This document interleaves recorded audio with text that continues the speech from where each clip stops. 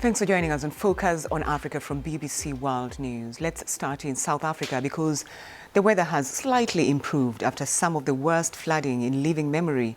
Durban in KwaZulu-Natal province was the worst hit. More than 440 people died and over 40,000 more lost their homes.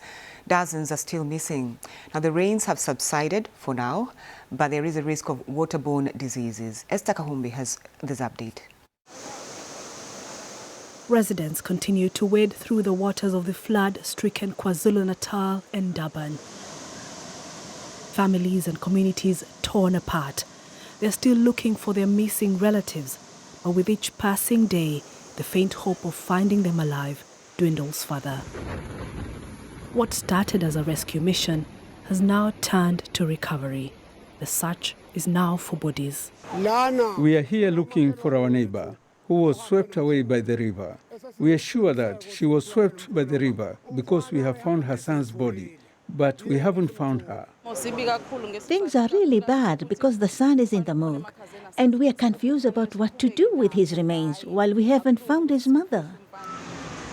The scale of this is unprecedented. The floods triggered mudslides, leaving a trail of death and destruction. And as families continue to search for their loved ones, they know they also face the daunting challenge of where and how to start rebuilding their lives. Around 12,000 homes have been destroyed, with 4,000 of them badly damaged. That has left over 40,000 people homeless across the 10 affected districts. Some have taken shelter with relatives, but most have found refuge in the 24 centers that have been set up. The trauma of losing so much so quickly has taken its toll on their mental health. As a responder, it's also not easy to see someone lose so much, lose everything. In their eyes, you see there's a lot of hurt, there's confusion. I mean, they don't know what's going to happen tomorrow or the next day. When you've lost everything, it's almost like a blanket gets put over you. The government has allocated $67 million to help those hit by the disaster, and the army is helping with relief efforts.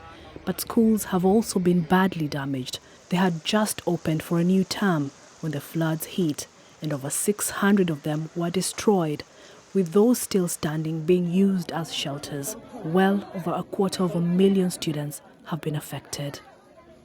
The flood waters have subsided for now, but more rains are predicted later in the week. The fear now is the risk of waterborne diseases.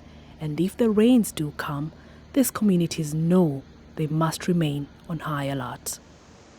Esther Kahumbi, BBC News.